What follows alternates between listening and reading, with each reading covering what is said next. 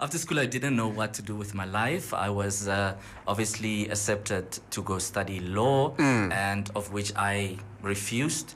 And my mom was very, very, very not happy with that decision. Yeah. And I ended up doing human resource management at Polytechnic at the time.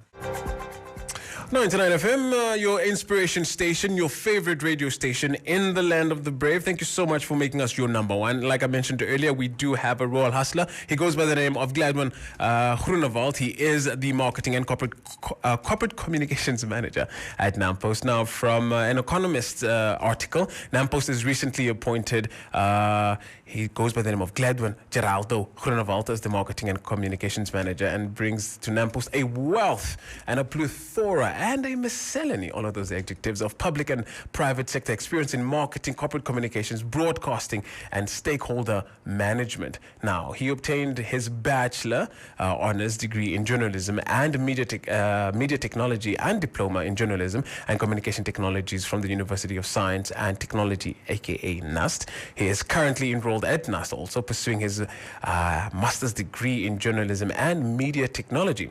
Now, before joining NamPost, he served in similar roles as well-known corporates such as NamPower, the NHE, that is the National Housing Enterprise, Global Fund Namibia, as well as Namibian Broadcasting Corporation, the NBC, where he has overseen various responsibilities such as managing internal and external communication, online media, sponsorship, special projects management, and television production. Okay, just give me a second. He is also has training in digital camera filming and digital editing techniques from Centre International de Formation de Vision Média et Nouvelle Technology, that is the CIFAP in Paris, France. I completely butchered it there. He'll correct us a bit. Such an impressive and extensive resume. Mr. Groenewaldt, good morning. Good morning, Morris. Sorry, I took a moment there. I just had to go through who you are and your... Yeah, good morning, Morris, and good morning to the listeners. Wow, that was really a mouthful. It definitely was. Yeah. Man, getting into it, tell us, there's so much that we would really like to know. Like, we want to know the man behind all of this. Tell us a bit about your childhood. How was that like? How it shaped the man that you are today? Well, Morris, like any other child, I don't think my childhood is any different. I grew up in a small village down south. It's called Daneveld. And that's where I actually started my sub-A. That time it was sub-A. Yeah. So that's where I started off my career in terms of schooling. I then moved to Windhoek. At the time, I was staying with my grandparents. And most of the time, I actually stayed with my grandparents because of circumstances, obviously. I moved to Windhoek. I schooled at Herman Kamaina. I stayed in Falhoek. That time, it's if you know Kommersdal very well, you would know Falhoek. That's where I stayed, in the dusty streets of Falhoek. That back then, not so many houses like it is today, but that's basically where I stayed, and then I matriculated in Rehoboth. That's where I actually a bit all over the place. A bit all over the place. But you know what? Having had gone through this, it really shaped me, and it taught me a lot of things in life. I remember before apartheid, just transitioning into the new Namibia at the time. There were also, as a child, as a kid, as a learner, there were a lot of thoughts going through one's mind at the time. But really, that shaped me, I would say, into what I've become in life today. A very accomplished man. The rest, because we can sit here we can sit here. Now, looking at the dusty towns of Falhoek, from going to Rehoboth, and also just your initial upbringing, in the far south. What was your biggest aspiration? Your dream when you're growing up. What did you want to change? Look, when you're a child, you always have these big aspirations. You want to be a doctor. Of course. Then you want to be a lawyer. So with me, it was basically a combination of doctor, lawyer, architect. But I was more leaning towards the architect side of it. Right. And then when I When I have to tell you the story. Yeah, no, of course. We like inspirational after stories. School, yeah. After school, I didn't know what to do with my life. I was obviously accepted to go study law, and of which I refused. And my mom was very, very, very not happy with that decision. Yeah. And I ended up doing human resource management at Polytechnic at the time. At the time.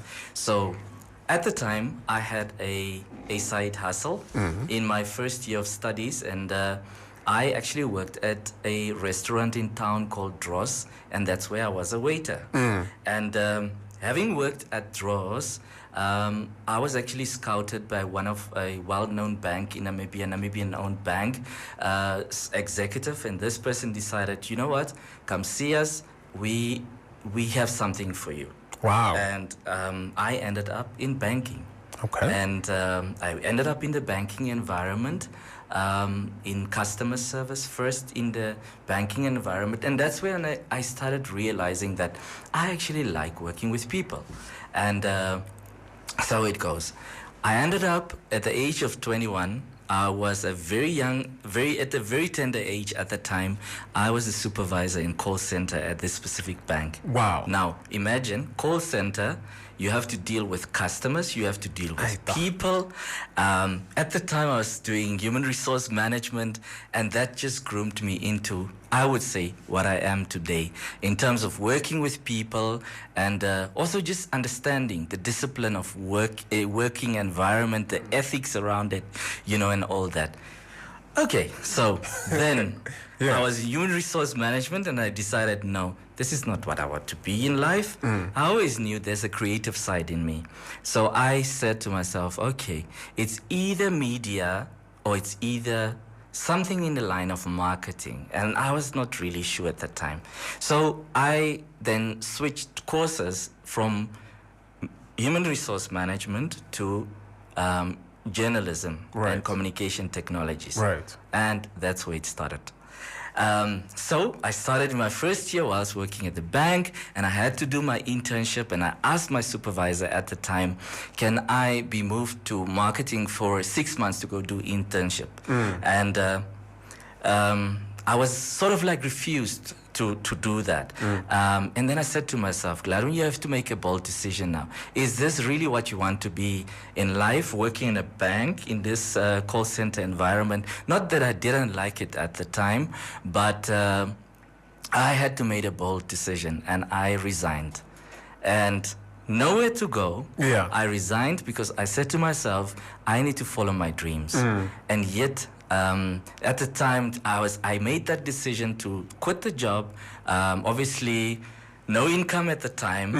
You were young. And I was young. Yeah. And I had bills to pay. Of course. You're 21, you already have a house, you have a car, you have to pay, and you didn't buy them cash, Right. You have to think of the future now. How are you going to sustain this lifestyle, And then I got a call from Namibia Breweries to go do internship there in the marketing and the communication section. Right. And that's where it all started.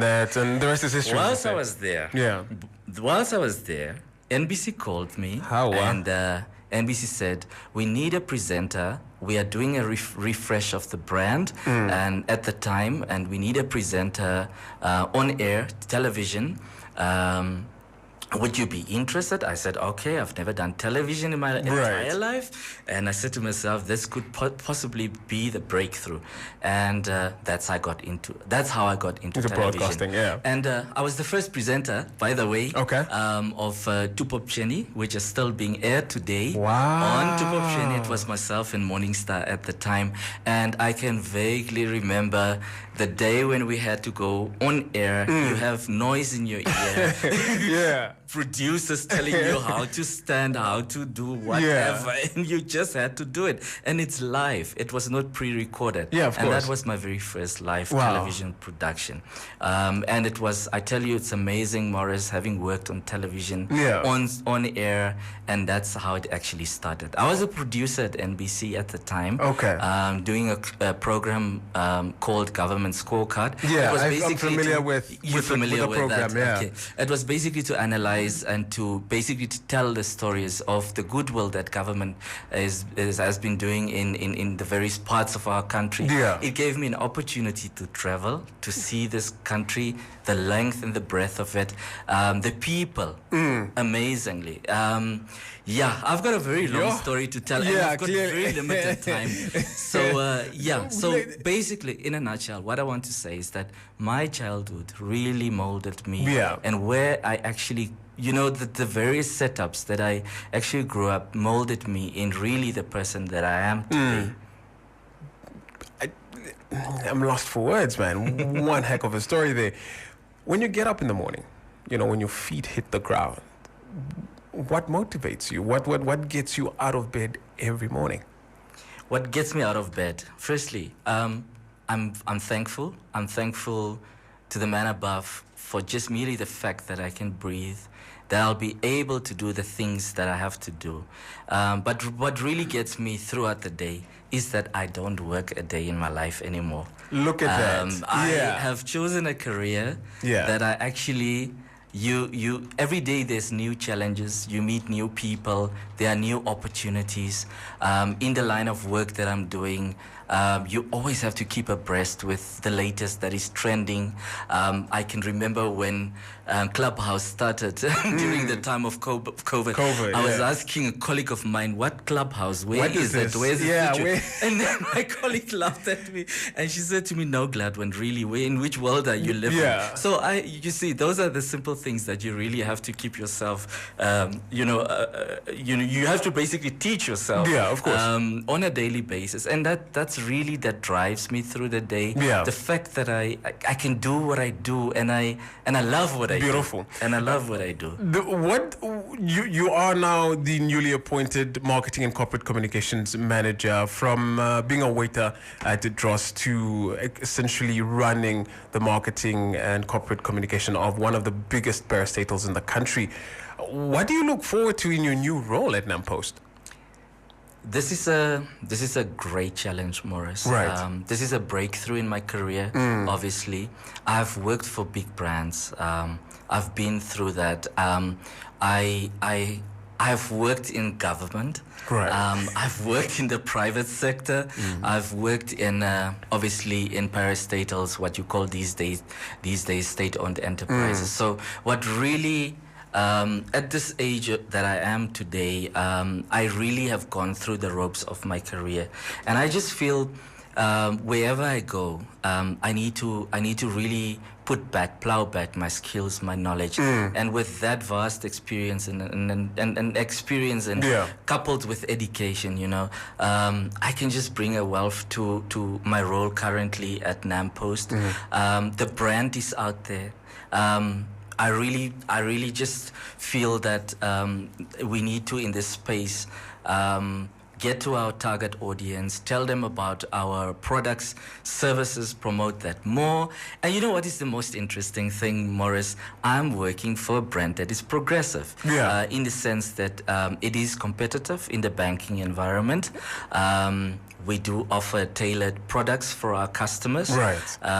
There are a number of products on the market currently. You probably know the swipe card. Yeah, no, I have a whole NamPost account. Yes. I haven't deposited money the other day. And really, this is one of the things that we really want to push to get it out there to the younger audience, the younger stakeholders of ours. Right. Because it's really a good product, and it's a Namibian-owned product. Namibian-owned product. Look, we are out of time. Before I let you go, if there's a young woman or a young man listening to you right now, any life and or career advice you'd like to share with our listeners? Morris, it's never forget where you're coming from. Right. Never forget where you're coming from. Stay true to yourself. Don't fake it. Don't really ever fake it in whatever you do. And most of all, you should love what you do. Otherwise, if you're not going to love what you do, I mean, look at you. You're doing radio. And apart from that, there's another, side of you that we don't know. But whatever the circumstances, and you're being thrown into it, you got to tackle it, and you got to give your best. You got to give your all. And basically just love and respect, respect for the next person, basically, moving forward in your career and also your personal life. Making a decision in life is very hard, but if you have those, I think you can go far and you can see places. You can see places. You get to see places. Gladwin Geraldo, thank you so much for your story.